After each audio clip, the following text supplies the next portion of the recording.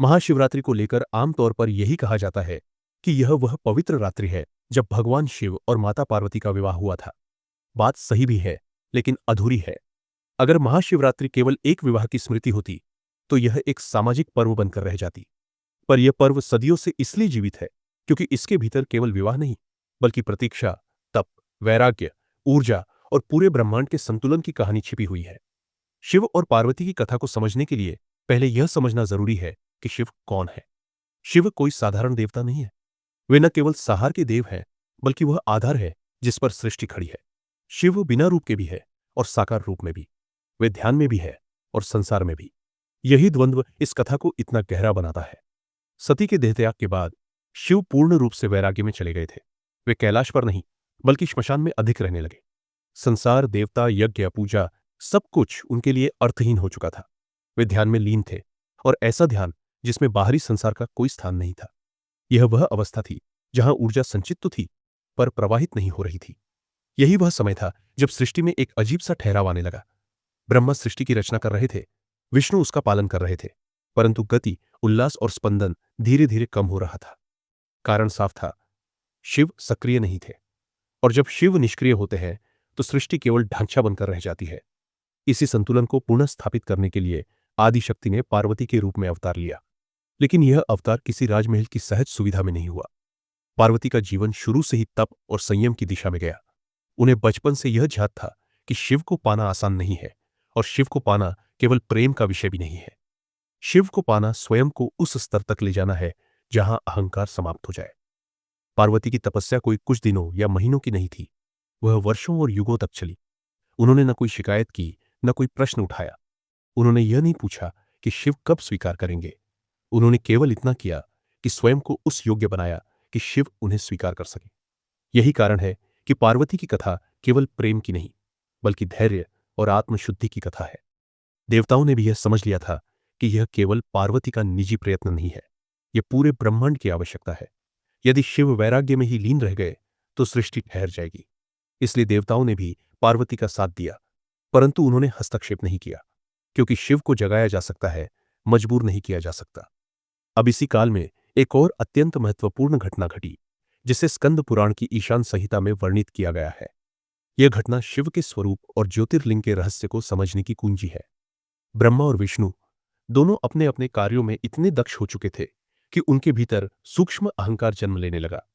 ब्रह्मा को लगने लगा कि सृष्टि उनके बिना संभव नहीं है, और विष्णु को कि पालनकर्ता वही है, इसलिए सर्वोच्च वही है। यह अहंकार देवताओं के लिए भी उतना ही घातक है जितना मनुष्य के लिए। इसी अहंकार को तोड़ने के लिए शून्य से एक अनंत अग्निस्तंभ प्रकट हुआ। न उसका कोई आरंभ दिखता था, न कोई अंत। वह केवल प्रकाश था, न जलता हुआ, न बुझता हुआ।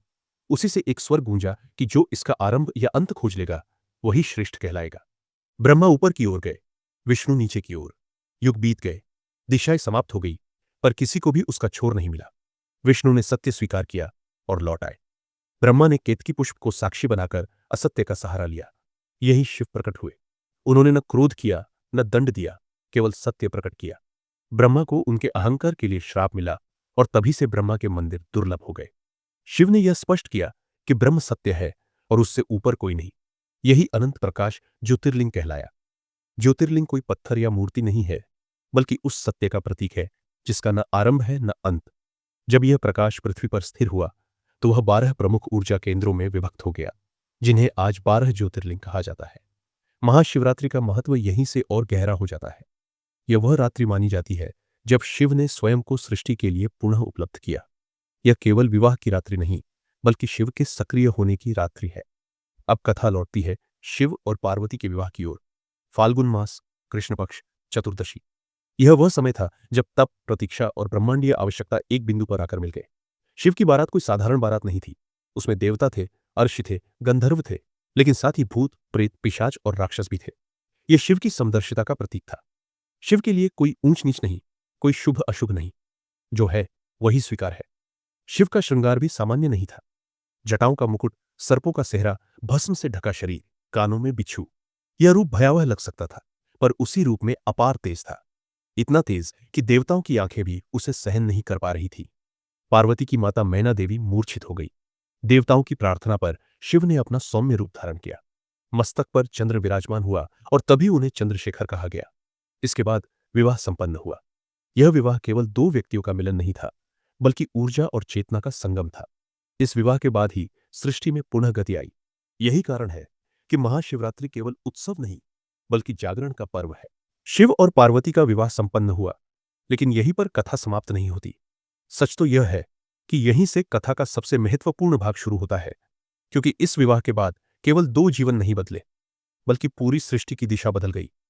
कैलाश में जो मिलन हुआ, उसका प्रभाव पृथ्वी, आकाश और पाताल तीनों लोकों में महसूस किया गया। विवाह के बाद शिव केवल वैरागी नहीं रहे, उन्होंने गृहस्थ जीवन को स्वीकार किया, लेकिन इसका अर्थ यह नहीं था कि उन्होंने वैराग्य त्याग दिया। शिव का गृहस्थ होना संसार के किसी भी गृहस्थ जैसा नहीं था। वे घर में रहते हुए भी मुक्त थे और ध्यान में रहते हुए भी संसार से जुड़े थे। यही संतुलन वह आधार बना जिस पर आगे चलकर सृष्टि की गति टिकी। महाशिवरात्रि को इसी संतुलन की रात माना जाता है। यह वह रात्रि है जब शिव और शक्ति का मिलन हुआ। शक्ति बिना शिव के दिशाहीन है और शिव बिना शक्ति के निष्क्रिय। जब दोनों एक होते हैं, तभी सृजन संभव होता है। इसलिए महाशिवरात्रि केवल उत्सव नहीं है, बल्कि यह स्मरण है कि जीवन में संतुलन कितना आवश्यक है।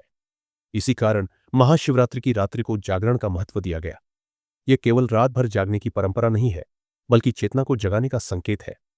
कहा जाता है कि इस रात्रि शिव सबसे अधिक सुलभ होते हैं। इसका अर्थ यह नहीं कि वे किसी दिन कम सुलभ होते हैं, बल्कि इस दिन मानव मन स्वयं अधिक ग्रहणशील होता है। इसी संदर्भ में महाशिवरात्रि के व्रत की कथा भी जुड़ी हुई है। व्रत का अर्थ केवल भूखा रहना नहीं है। व्रत का अर्थ है संकल्प, मन, वाणी और कर्म को संयम में रखना। इस दिन उपवास इसलिए किया जाता है ताकि शरीर हल्का रहे और मन भीतर की ओर जा सके। यही कारण है कि शिवरात्रि का व्रत केवल धार्मिक नहीं, बल्कि मनोवैज्ञानिक भी है। अब यहीं पर एक अत्यंत महत्वपूर्ण कथा आती है, जो शिव की करुणा को समझने के लिए आवश्यक है। यह कथा एक शिकारी की है, जिसे पुराणों में चित्रभानु कहा गया है। चित्रभानु कोई भक्त नहीं था, वह नास्तिक था। उसे न शिव की पूजा में रुचि थी, न किसी व्रत या नियम में विश्वास। एक दिन वह शिकार के लिए जंगल में गया। पूरे दिन भटकने के बाद भी उसे कोई शिकार नहीं मिला। शाम होने लगी और जंगल में रुकना उसके लिए खतरनाक था। मजबूरी में वह एक बेल वृक्ष पर चढ़ गया। रात भर जागते हुए डर और थकान के कारण उसके हाथ से बेल के पत्ते नीचे गिरते रहे। नीचे एक शिवलिंग था, जिसे वह देख भी नहीं पा रहा था। पूरी रात वह जागता रहा। न उसने अन्न ग्रहण किया, न जल। डर के कारण उसका ध्यान बार बार नीचे की ओर जाता रहा। सुबह होने पर वह थका हुआ, भूखा और परेशान था, पर उसे यह ज्ञात नहीं था कि उसने अनजाने में महाशिवरात्रि का व्रत, जागरण और पूजा तीनों कर ली थी। कुछ समय बाद जब उसकी मृत्यु हुई तो यमदूत उसे लेने आए, लेकिन उसी क्षण शिवगण वहां प्रकट हो गए। उन्होंने कहा कि यह व्यक्ति शिवरात्रि का व्रती है, इसका अधिकार यमराज को नहीं है। यमदूत लौट गए और चित्रभानु को शिवलोक ले जाया गया। इस कथा का भाव यह नहीं है कि नियमों का पालन किए बिना भी मोक्ष मिल सकता है। इसका भाव यह है कि शिव भाव देखते हैं, प्रक्रिया नहीं। शिव यह नहीं देखते कि आपने कितनी विधि से पूजा की, वे यह देखते हैं कि आपका मन कहां था। यही कारण है कि शिव को भोलेनाथ कहा जाता है। अब लौटते हैं शिव की बारात की ओर, क्योंकि भूत प्रेतों का बाराती बनकर आना केवल एक दृश्यात्मक कथा नहीं है, बल्कि उसके पीछे गहरा अर्थ छिपा है। भूत प्रेत उस वर्ग का प्रतीक है जिन्हें समाज ने अस्वीकार कर दिया है। शिव उन्हें भी स्वीकार करते हैं। इसका संदेश स्पष्ट है, शिव के लिए कोई अपवित्र नहीं है। यही कारण है कि शिव को श्मशानवासी कहा जाता है। श्मशान मृत्यु का स्थान नहीं, बल्कि सत्य का स्थान है। वहां न दिखावा होता है, न अहंकार। जो बचता है वही सत्य है। शिव उसी सत्य के देवता है। महाशिवरात्रि इसी सत्य को याद करने की रात है।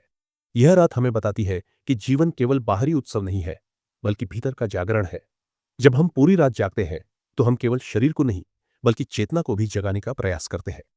इस दिन मंत्र जाप का भी विशेष महत्व है। ओम नमः शिवाय केवल 5 अक्षरों का मंत्र नहीं है, यह पंचतत्वों का संतुलन है। पृथ्वी, जल, अग्नि, वायु और आकाश। जब यह मंत्र जपा जाता है तो मन धीरे धीरे स्थिर होने लगता है। महाशिवरात्रि इसलिए भी विशेष है क्योंकि यह अंधकार की रात्रि है, चतुर्दशी की रात, जब चंद्रमा क्षीण होता है। यही कारण है कि यह दिन भीतर के अंधकार को पहचानने और स्वीकार करने का प्रतीक भी है। शिव अंधकार से नहीं डरते, वे उसे स्वीकार करते हैं। अगर आप यहां तक कथा सुन रहे हैं तो यह केवल जानकारी नहीं है, यह स्मरण है। स्मरण कि जीवन में हर किसी के भीतर एक शिव है जो शांत बैठा है। उसे जगाने के लिए केवल बाहरी पूजा नहीं, बल्कि भीतर का साहस चाहिए। अगर यह संवाद आपको थोड़ा भी भीतर तक छू गया है, तो इसे आगे बढ़ाना भी आपकी जिम्मेदारी बनती है। किसी अपने के साथ इसे साझा करना, किसी और को यह सुनने का अवसर देना, यही शिव की कथा का विस्तार है। अंत में बस इतना ही कहा जा सकता है, तुम आए हो, तुम जाओगे, मैं आया हूं, मैं जाऊंगा। राजा आए, राजा गए, सभ्यताएं आई, सभ्यताएं गई, लेकिन शिव थे, शिव है और शिव रहेंगे। कलयुग और सनातन की ओर से आप सभी को महाशिवरात्रि की हार्दिक शुभकामनाएं। ईश्वर करे यह रात्रि आपके भीतर भी एक नया प्रकाश जगा सके। ओम नमः शिवाय।